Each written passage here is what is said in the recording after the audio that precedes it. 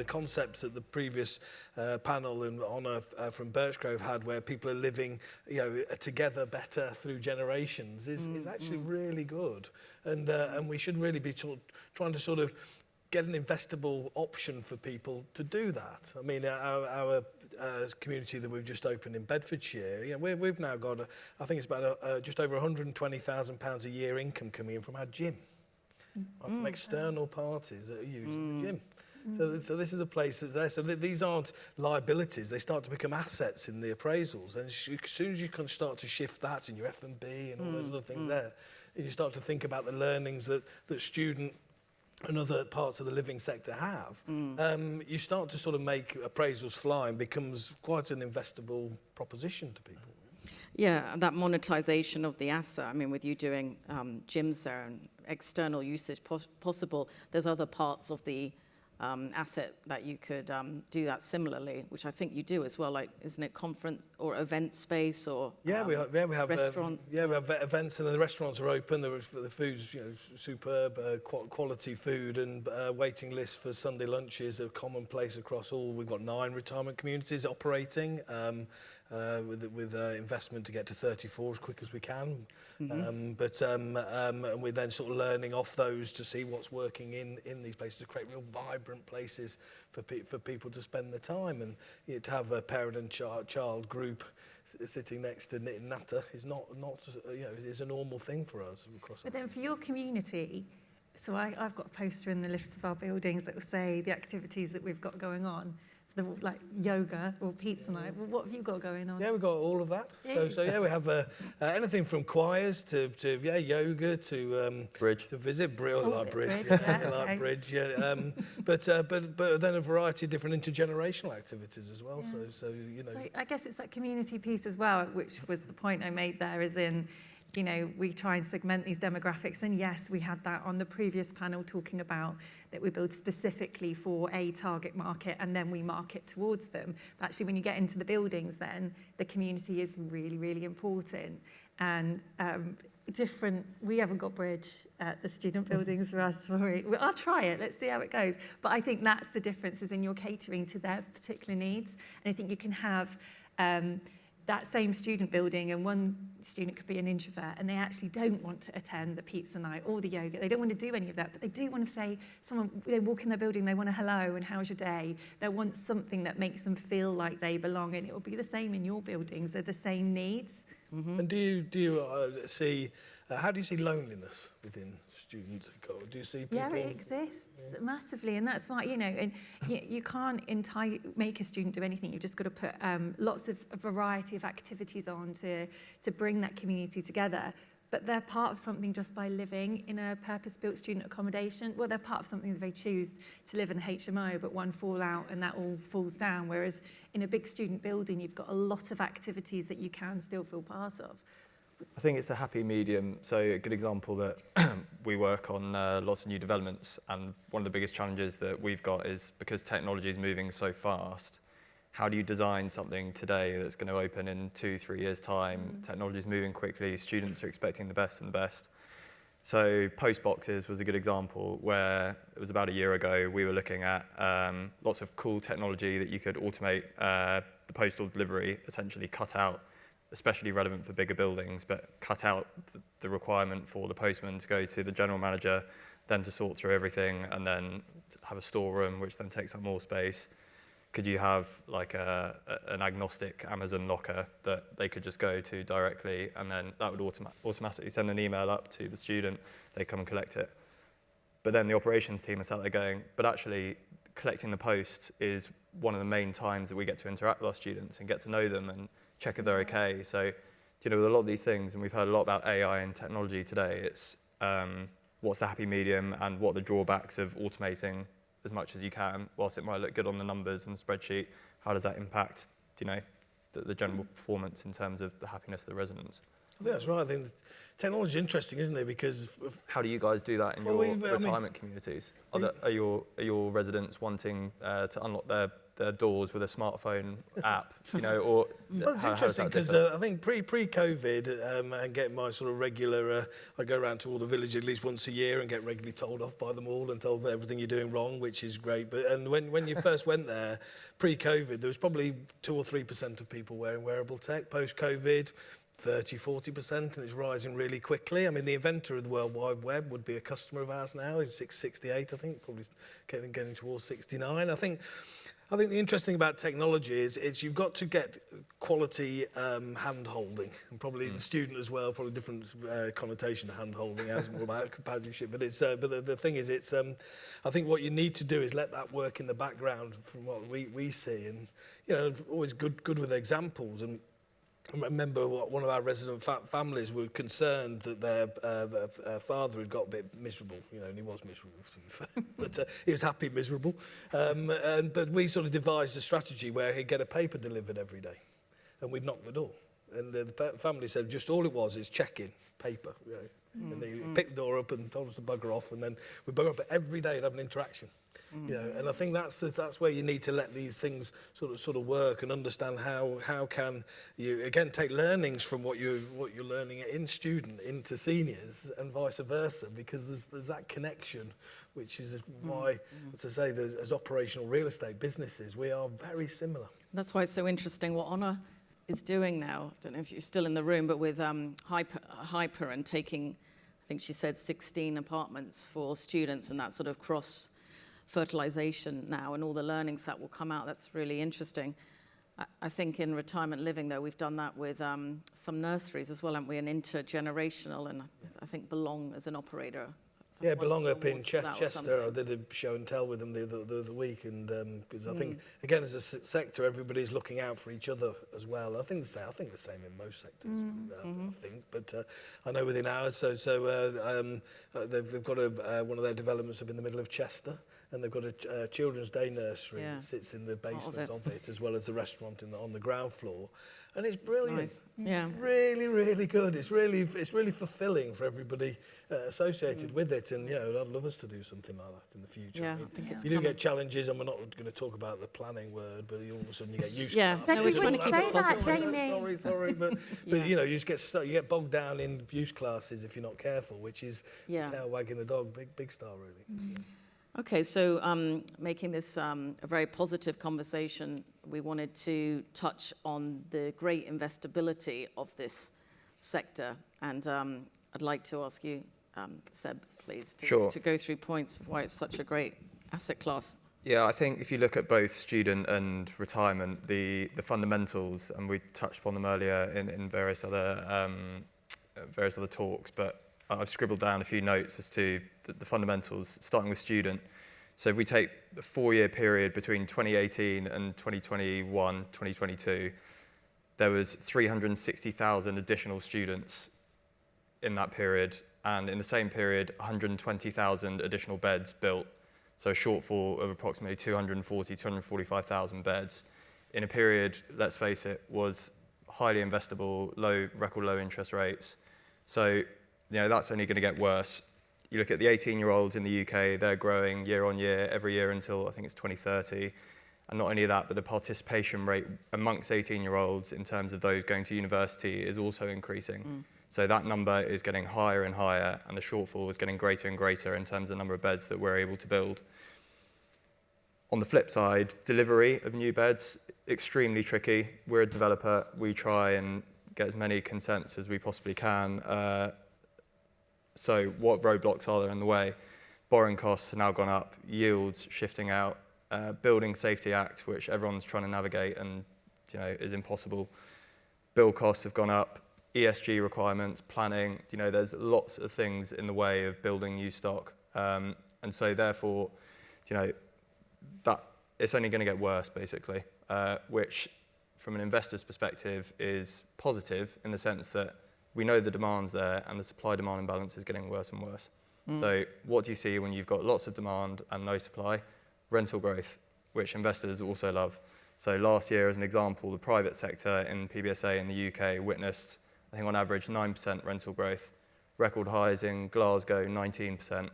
So I think Russell Petrie spoke about it earlier, but inflationary hedges, being able to rebase your rents every year, extremely attractive for many, many investors.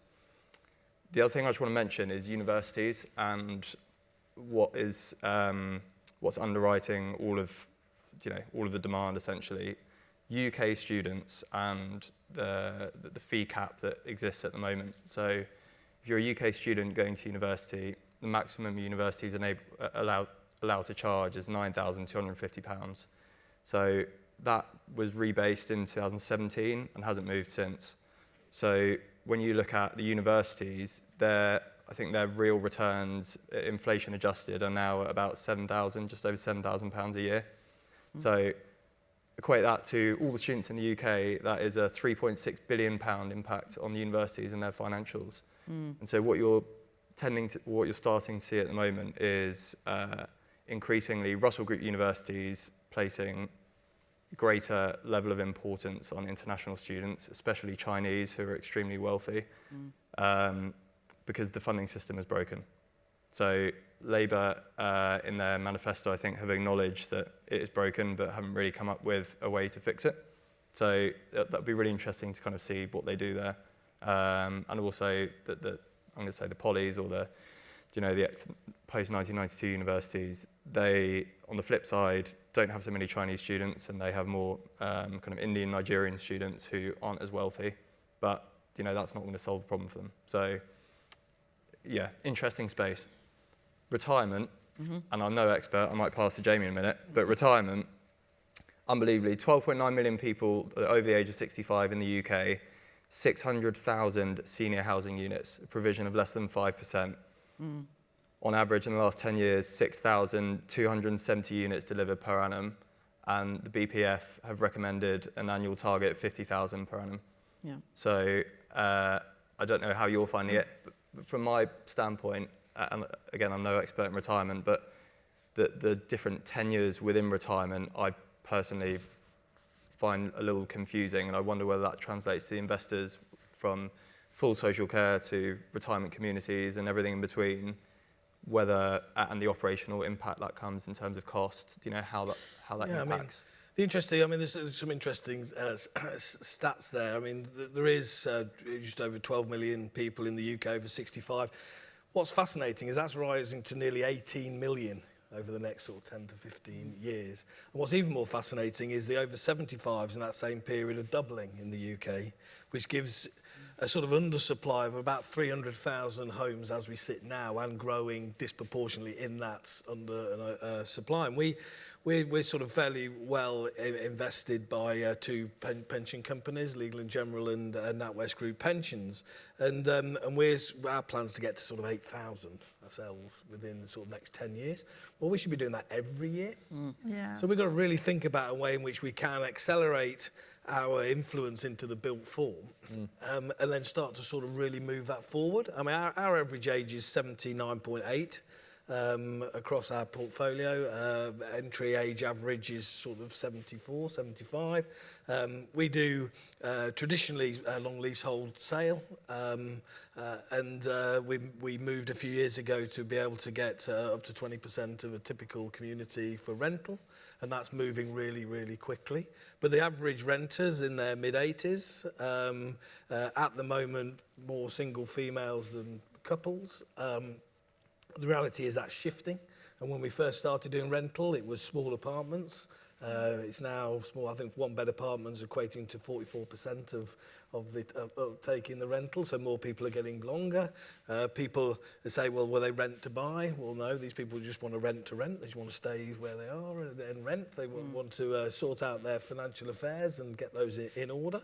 To what extent are you reliant on people releasing equity from their home that they've been in 20, 25 years in order to fund, whether it's a rental or a long leasehold? If you went up and built a scheme in, I don't know, I don't want to offend anyone, I don't know, Middlesbrough, for example, but, somewhere where there's not as affluent, but how do you, does the model work there, or are you completely reliant on the southwest, southeast? Yeah, you're relying. I mean, at the moment, because as I think we've said, and other people in the sector, this is a nascent sector. This is very early in its life, and therefore we deliver, and I use it, whether you like cars or not, I don't know, but I use this analogy because it helps me understand what I'm saying, which we're busy delivering 7 Series and 5 Series BMWs. That's what we're doing.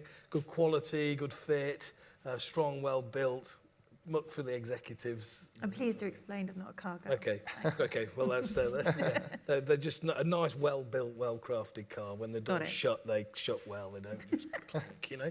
So we focus heavily on that. Then we focus on the experience that people are having. And then us and others in the sector are saying, how do we move to the true mid-market? The social end of the market is there. That's very tricky for lots of people to invest. But the mid-market should be somewhere where it's the deepest pond, where most people are there. How do you create an environment for your teachers and for your nurses instead of your chief executives or chief finance officers? And we're all grappling with how we do that without reducing the experience of the person.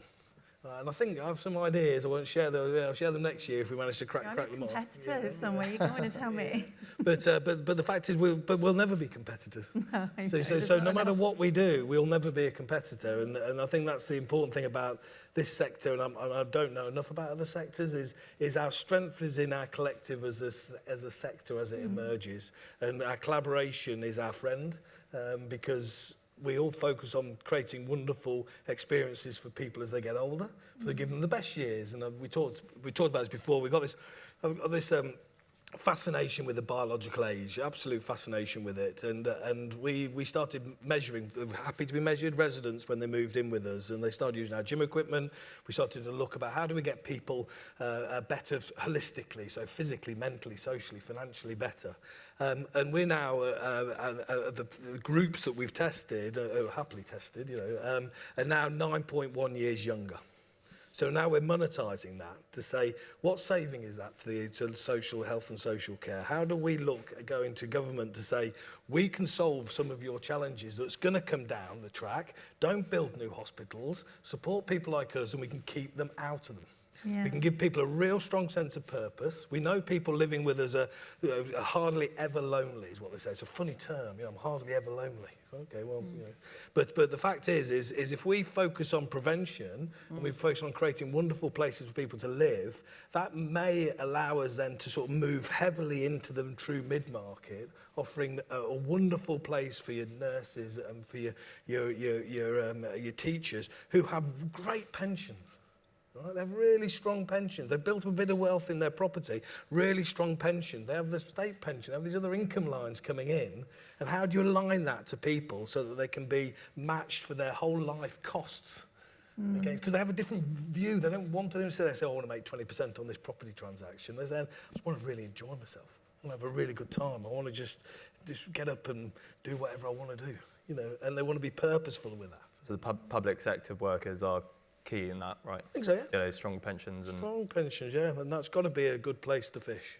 Got to be. So. Okay. Well, just in the interest of time here, we were wanting to open it up to any questions and audiences, please. Yeah, it was... Can you all hear me? Yeah? We hear you, yes. There's not a microphone coming. Yeah. Lady as well, yeah. Down to the pub. I moderated the other room session on community tour about the audience of 5. I guess this one here was more engaging, but it very much ties to what you guys are talking about it's stuff you don't see on a spreadsheet. 2 questions to you, Jamie. You said that obviously this is a sector in nascency right now. First question, how much do you look at US operators for inspiration? Because clearly if you look at statistics there's more of that population in retirement villages, and they're doing quite interesting things. And the second question, moving from, you said 19 to 35, how much are you looking to recruit people with a hospitality background to run those businesses? Okay, so the first part of it is actually we went over to America as part of sort of trying to look for investment, to be honest, before we got Legal & General in, to meet anyone, went up to the west coast of the States, looked at some communities there. It's generally bigger, it's more rented product, their relationship is different, but the similarities are more to do with New Zealand and Australia, and look at how the Australian and particularly the New Zealand market, especially with the Retirement Act that they brought in, which gave them a fundamentally easier ability to contract with a resident. And then that's the market that we look at. So they're the people that we know that for over 75s, they're in a mid-teens penetration rate across New Zealand. We're in sub 1 under 65s, sub 2 under 75s. It's heavily under-provided. And I think that's where, again, the great thing is we take it very seriously as operators within the space, because we know we're setting the tone. And I think then we take it, we know that we're having to set what the benchmark should be in the UK, and how do we best contract with people. And with that, it's looking at people with hospitality backgrounds. A typical development community for us would have 35 full-time equivalent people working there through different bits, from management to housekeeping to grounds people. And there'd be 200 people, 150 unit development. A couple of 100,000 square feet of space would be the sort of sizes. Typically, we would have restaurants, cafes, bars. We have a full wellness facility, which is our swimming pools with then sauna steams, plus wellness facilities that people use. And for that, we've started to look at the hospitality sector, because this is hospitality. It is to drive that forward, and then trying to work with technical colleges and some universities to say you should really find courses, so we can start to make a proper specific training academy that would enable us to really look at how do we bring both care and hospitality together. We've got now, I think it's about 404 people in the company. We started it with just a couple of us, and we're learning fast on the way. So I'd say that again, we feedback forever what we're doing right, what we're doing wrong. We have assessments with residents. I'm actually on chairing a panel next week, and I've got three residents, and it's just a Q&A. Open mic. So it's like, what's their experience of what's like living with us? And I think part of the thing about that whole cultural thing about moving, about this is the last move, it's my family home, it's all the links to it, actually become very quickly something they just want to get rid of. Because I just want to clear, tidy it up, declutter. Yeah. I want to move on. I want to get a new sofa. I want to really enjoy my life, And I think we'll see this point of inflection coming, where people will start to be reticent from the move and worried about it to celebrating it, which is what you are seeing in places like New Zealand and places like that it is more the norm and a celebrated norm. Okay, brilliant. Anyone else? Amanda or Charles? Amanda, lady in yellow? Yeah. So I talked a lot about choice today and how important that is. Yeah. What's going to matter most to the panellists when you're all 85 in terms of where you're going to choose for where you'll live?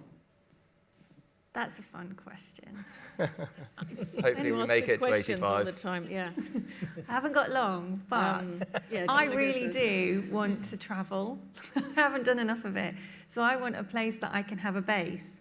But when you talk about amenity, the thing that I love the most is hosting a big family dinner. So if your amenity space we do it in student, a big kitchen area, maybe with a sofa that I could have everybody together, that would be important to me, and it would make me take that move and have the money to travel in a nice space. That's mine. I'll just plug our business, but you can do that. You can do that, but for us, you actually you don't have to do the washing up, because we have dining, so you can actually do all the nice things. That was my favourite bit. I always want the washing up. You can do that if you want, but yeah. I quite like the idea of the nursery attached to the community. I've witnessed my dad look after my sister's kids, and at the end of the day, he, as much fun as it is absolutely delighted to give them back to my sister at the end of the day, because he's absolutely shattered. So as part of that community, if you can have a creche or some sort of handoff facility to look after or help look after the grandkids, that would be, I'm imagining that I'm going to follow in that trajectory, but yeah. I think for me it would be probably out in the countryside, is where I live. So just continuing living freely out in the countryside. I mean, we've got a scheme where we built a cricket ground for the local village there, and we have an annual match. And I admire the time 15-year-old son on the crease with an 80-year-old who hadn't been on the crease for 50 years. So you saw that. So it's all about that. So for me, it would be. Yeah. You're going to be ripping some leg spin? Yeah, it's clean bowling. I think for me, I know some of our community IRCs have some wine cellars. I like wine a lot, which is a reason I need to live in an IRC, because I've married a guy who doesn't drink wine, which is a nightmare. So I'm sort of looking forward to having this tribe with me. But yeah, I think I need to have someone develop an IRC that is on a vineyard. Would be a perfect thing for me, that I could, do that. Yeah. Sustainability. Very sustainable. Yes. Okay, well, I think we're unfortunately minus time here. So thank you very much for that enjoyable session. Yeah.